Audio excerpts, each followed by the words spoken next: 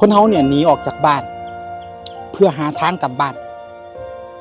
สุดท้ายแล้วเฮาออกไปเฮากลับมาเฮาออกไปกลับมาอยู่แบบนี้เฮาหอบความฝันออกไปเฮาหอบความฝันกลับมาเฮาแบกความหวังของทางบ้านออกไป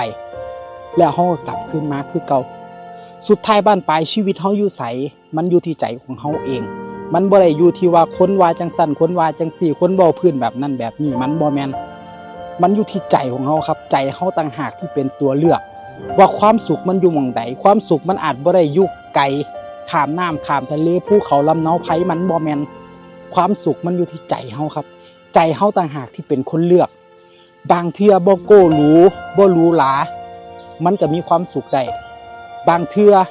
เฮามีความสุขอยู่กับสิ่งที่เฮามักเฮามีความสุขอยู่กับวิถีชีวิตดั้งเดิมผูกพันในสิ่งที่เฮาผูกพันฮักในสิ่งที่เฮาเคยฮักในสิ่งที่อีพ่ออีแม่เคยพาเป็นพาเฮ็ดมานี่คือความสุขอยู่หม้องใดแล้วสุขกายสบายใจนั่นล่ะคือความสุข